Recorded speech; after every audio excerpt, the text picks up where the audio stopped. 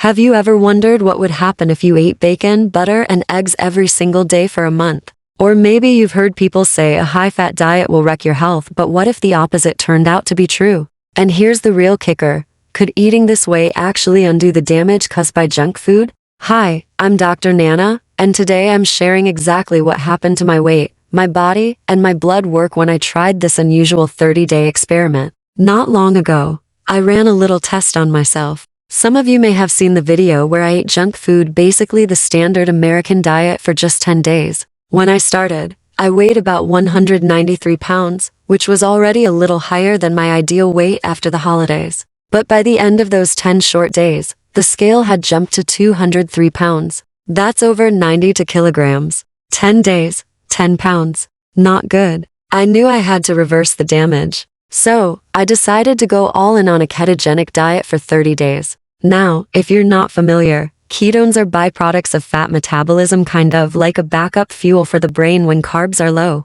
For me, keeping carbs around 30 grams a day worked pretty well. Some people might tolerate more, some less. But the key is this: you count net carbs. That means you subtract fiber, since it doesn't raise blood sugar or insulin. Along with that, you eat moderate protein, not too much, or you overload your system with nitrogen waste. The rest? That comes from fat. Compared to most diets, that sounds like a lot of fat. And yes, if you're eating bacon, butter, and eggs, you're definitely getting more saturated fat than most people are used to. Many worry about that, but we'll dive into it later. For me, this wasn't just about losing the extra weight. I also wanted to reduce inflammation and avoid foods that trigger sensitivities. The two biggest offenders? Dairy and grains, especially modern wheat. Now, I did keep butter in my diet. After all, I was eating bacon, butter, and eggs. But here's the thing. The main problem with dairy is the protein, not the fat. Butter contains only trace amounts of protein, so even people sensitive to dairy usually do fine with it. To make the results even stronger, I combined keto with intermittent fasting. For most of the 30 days, I practiced OMAD or 2MAD, that's 1 meal a day or 2 meals a day. About 80% of the time, I stuck to just 1 meal daily. That gave me fasting windows anywhere from 16 to 24 hours. And when you're not eating, your insulin drops, your body burns fat, and you give your system a chance to heal. But here's the real question. What was happening inside my body? Weight alone doesn't tell the whole story. We need to look at the blood work markers like insulin, triglycerides, and inflammation. For example, the optimal insulin range is between 2 and 5. Before my junk food experiment, I was sitting at 4.8. After those 10 days, it jumped to 5.7, the first time I'd ever been outside the healthy range. My triglycerides went from 45 to 101, another warning sign. And LDL, the lipoproteins that carry triglycerides, climbed from 8 to 17.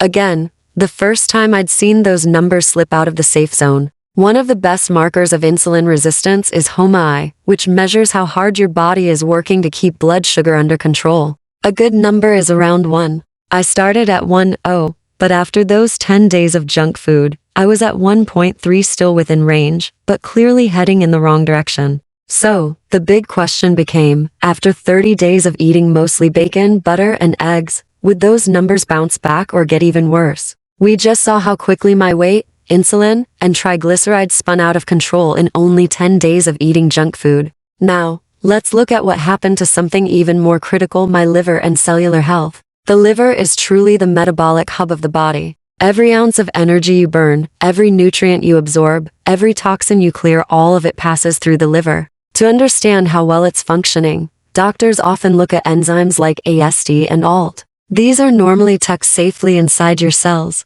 doing their work quietly. But when cells break down, those enzymes leak into the bloodstream. A little bit is normal. We all have cell turnover as old cells wear out and new ones replace them. That's why there's a green zone, a healthy range, usually between 12 and 25. But here's what happened to me. In just 10 days of junk food, my AST jumped from 23 to 31. That may not sound like much, but it meant I had crossed over into the danger zone. More cells were breaking than should have been, and that's a clear sign of stress on my liver. Now, ALT is even more telling. While AST can show up in several organs, ALT is almost entirely tied to the liver. My ALT rose from 20 to 25 in just 10 days. Again, still technically inside the lab's normal range, but clearly moving in the wrong direction. The signal was undeniable. My liver was under stress. And then came LDH, lactic acid dehydrogenase. This enzyme is found everywhere in the body, not just the liver. It's the tool your body uses to process lactic acid, especially when you're under stress or lacking oxygen.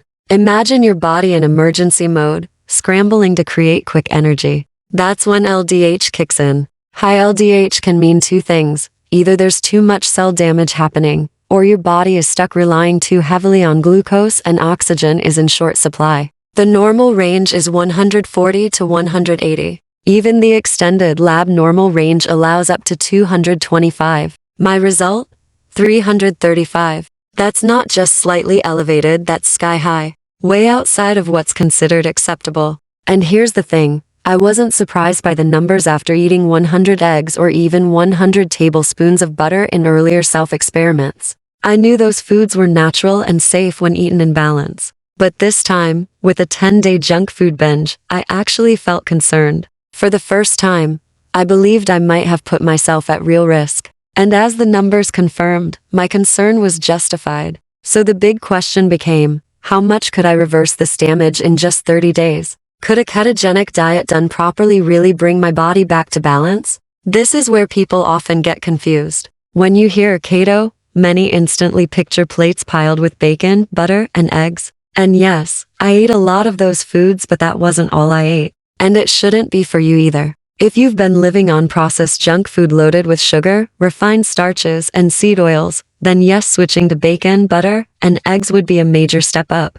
But let's be honest, we don't want to just aim for better. We want optimal. And that's where the concept of clean keto versus dirty keto comes in. Dirty keto is when people technically stay low carb, but fill their plates with processed meats, fast food patties without the bun, and artificial sweeteners. Clean keto, on the other hand, is about real food. It's about nutrient-dense, whole ingredients, plenty of variety, and most importantly a lot of vegetables. Now, some critics argue that vegetables are carbs, so you shouldn't eat them on keto. There's a very small percentage of people who truly don't tolerate most plant foods and do better on carnivore diets. But for the majority, fibrous, non-starchy vegetables are not only safe, they're essential. They don't spike insulin, they don't sabotage fat burning, and they bring powerful nutrients your body needs. So yes, I ate bacon, butter, and eggs, but I also ate plenty of steak, fish, ground beef, and chicken. And with those proteins, I loaded up on leafy greens. You can eat as much spinach, kale, or romaine as you want without creating an insulin problem. Almost any non-starchy vegetable works: broccoli, cauliflower, zucchini, peppers. Of course, if you sat down and ate 3 pounds of broccoli in one sitting, you'd still get a decent dose of sugar. But for most people, that's not realistic. Here's what my meals looked like most days. I built big salads as the foundation. On top, I added steak, ground beef, fish, or chicken. For dressing, I kept it clean, just extra virgin olive oil and vinegar. No processed sauces, no sugar-laden dressings. I added salt and pepper to taste, sprinkled on some bacon bits for flavor, and often tossed in seeds like pumpkin seeds for crunch. Sometimes I'd add goat cheese, though during this particular 30-day stretch, I avoided it completely to keep dairy sensitivities out of the equation. These meals were simple but satisfying. They gave me the fats I needed for fuel, the protein for muscle and repair, and the vegetables for fiber and micronutrients. It was keto done right, not extreme, not dirty, but balanced. So what happened next? Could this cleaner version of keto, with its mix of animal protein and plant foods, really undo the stress that 10 days of junk food had placed on my liver and my body? That's exactly what we'll explore in the next section. In the last section, we talked about clean keto and how I built my meals around real, whole foods. Now, let's get into the practical side, what I actually ate day to day, and what happened as my body shifted into ketosis. I cut out all forms of dairy for those 30 days. Normally, I enjoy a touch of goat cheese. It adds creaminess and a rich flavor, but this time, I wanted to eliminate even small triggers. Instead, I built meals that were both simple and satisfying. Omelets were a staple. I'd fill them with sausage, bacon, onions, and tomatoes, and sometimes serve them with creamy avocado on the side. The beauty of an omelet is you can fold in any non-starchy vegetables: peppers, spinach, mushrooms, and it still works perfectly.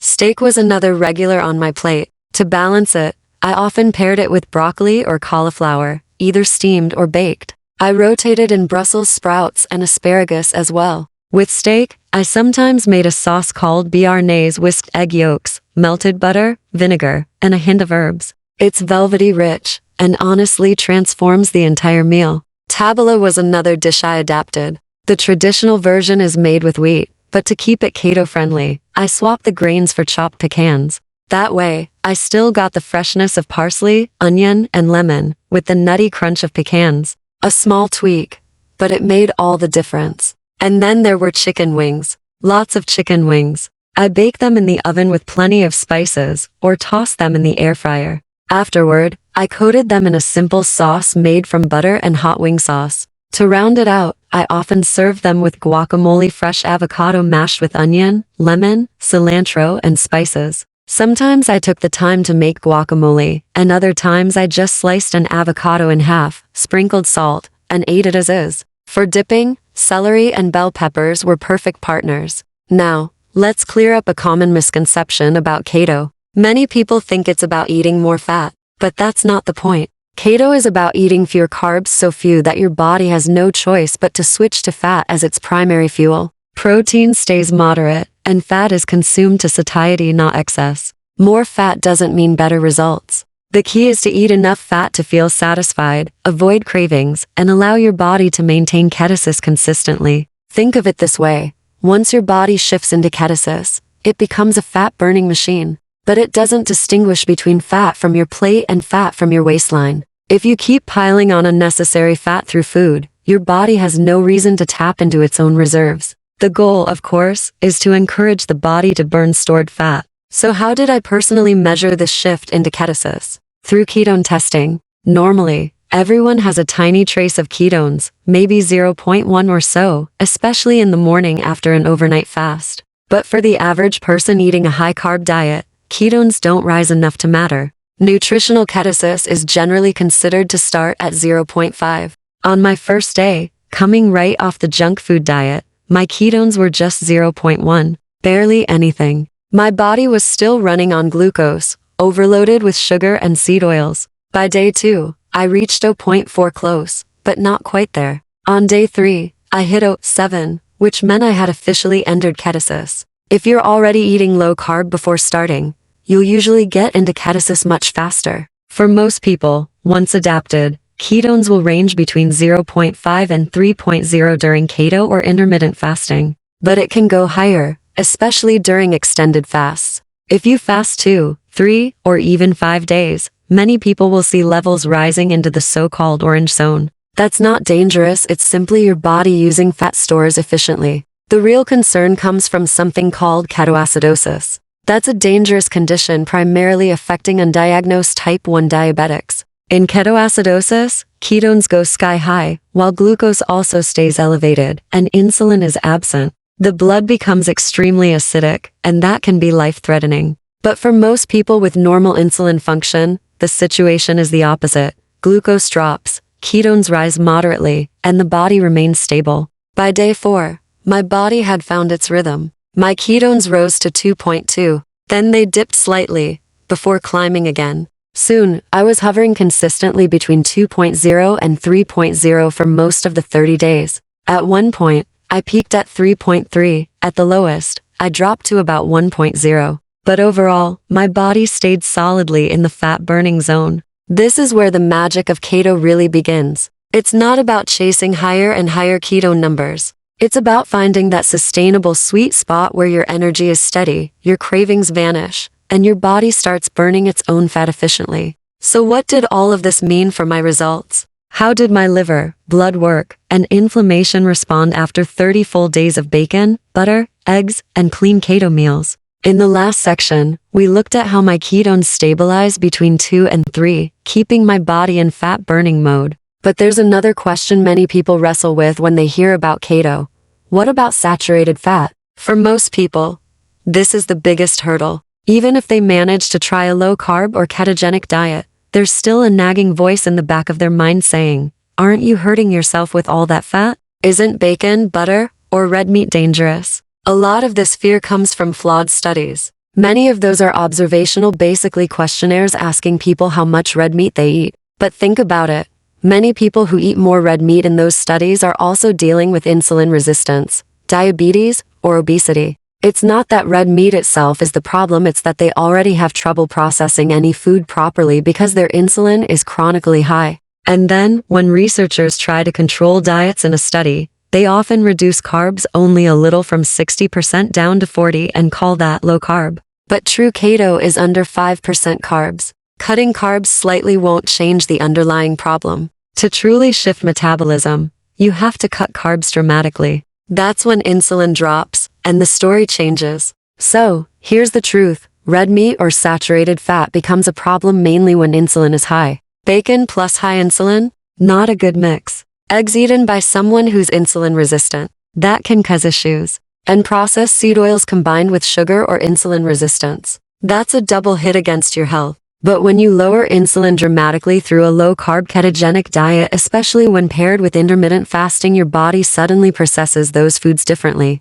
Red meat, bacon, and eggs are no longer the villains. Instead, they become deeply satisfying foods that support your diet and help you stay full without constant cravings. Now, this applies to the vast majority of people. For about 95% of us, these principles work consistently. Lower carbs, lower insulin, better processing of fat and protein. But there's always an exception, that other 5%. And if you fall into that group, it's important to know your markers well enough to play detective. You'll want to watch how your body responds and dig deeper if something seems off. For those interested in exploring further, I've even created a blood work course that goes step by step through these markers. That way, you'll know how to read your own numbers, rather than just relying on fear or headlines. So what happened after 30 days of mostly bacon, butter, and eggs? Let's talk results. Remember, during my 10-day junk food experiment, I went from 193 pounds to 203. After 30 days of high-fat, low-carb, I dropped back down to 189. Still a few pounds shy of my long-term sweet spot, but a clear reversal. More importantly, I felt the difference. Between 185 and 190 pounds is where my body runs best. Over 200, I feel sluggish, heavy, and honestly miserable. The contrast was striking. Now, a word about cholesterol. I won't dive into every detail here because I've covered it in other videos, but let's touch on the basics. In mainstream medicine, the message is simple: the lower, the better. Anything over 200 is seen as too high, but based on everything I've studied, that's misleading. For most adults, the optimal range is between 180 and 280. Kids may run a little lower, and there are differences between men and women, but that range works well for the majority. If your cholesterol falls too far below that, it can actually be a problem. If it's higher, say above 280, it doesn't automatically mean danger. It depends on the full picture, including insulin, triglycerides, and other markers.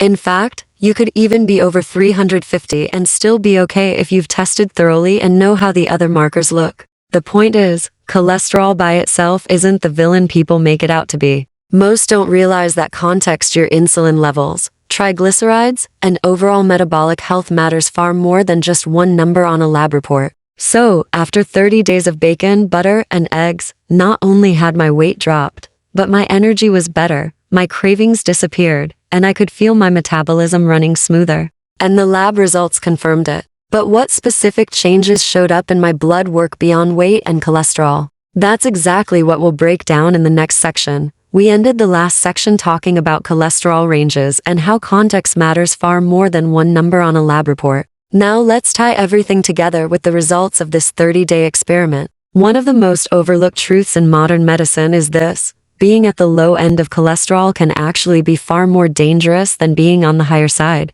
All-cause mortality, the overall risk of dying from any cause, is significantly higher at the bottom of the range. Yet we still see people placed on aggressive medications, pulling their cholesterol from levels like 205 down to 120. Their doctors beam with pride and declare, "Lower is better, you're safe now." But the reality? Many of those people never had meaningful risk for heart disease in the first place. In my case, according to standard medical criteria, my cholesterol might be labeled a little too high. But according to what I've studied, and based on my own numbers and metabolic health, I'm actually right where I need to be, right in the middle of my optimal zone. Over the course of these 30 days, my cholesterol moved slightly, from 225 to 222 to 220. In other words, not much changed at all. That stability has a lot to do with my genetic makeup, my metabolic flexibility, and the fact that my body has been conditioned to run steadily on clean fuel. Now let's revisit the markers I mentioned at the beginning of this experiment, the ones that truly show what's happening inside your body.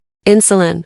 Before my junk food challenge, it was at 4.8. 10 days of processed foods pushed it up to 5.7 the first time I'd been outside the optimal range. But after 30 days of high fat and low carb, I was back where I needed to be, right around 3 to 4. Triglycerides. These had jumped from 45 all the way to 101 after just 10 days of bad eating. But 30 days of clean keto pulled them back to 60, comfortably inside the healthy range. VLDL, very low density lipoproteins, another key marker. It went from 8 to 17 on junk food, but came back down to 10 after 30 days of this diet. HOMA, our insulin resistance marker. This ratio tells us not just glucose levels, but how hard the body has to work to keep them in check. I had gone from 1.0 to 1.3 during the junk phase. After 30 days of keto, I was back down to a 0.8, right in the sweet spot. Now let's look at the liver enzymes, because these were perhaps the most dramatic changes. AST.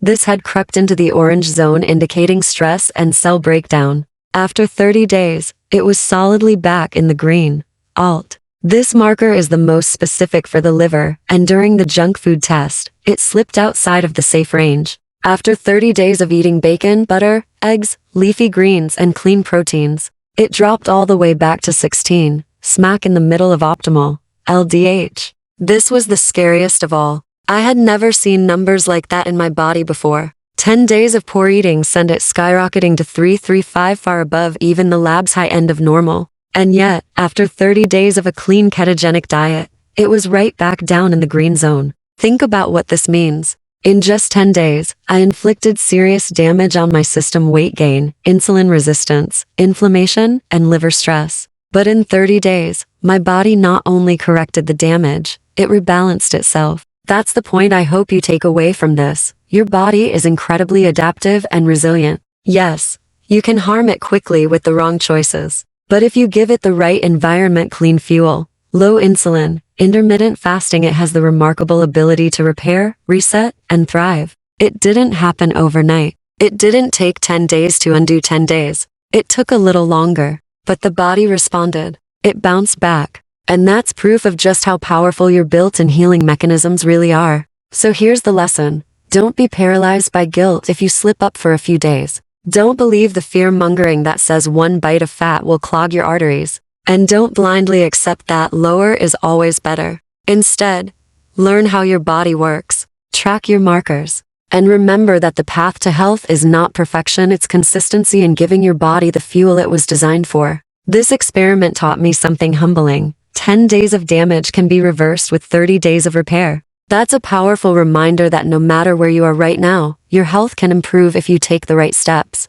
So, as we close, let me leave you with this. If you want to master your health, understand your body, and unlock its ability to heal, you're in the right place. Make sure to like this video, and if you haven't already, subscribe to Senior Health Boost. Hit that bell icon so you never miss another life-changing lesson. Together, we'll keep uncovering the truth about health, nutrition, and longevity so you can live stronger, longer, and with more energy than you thought possible. Thank you for watching, and I'll see you in the next video.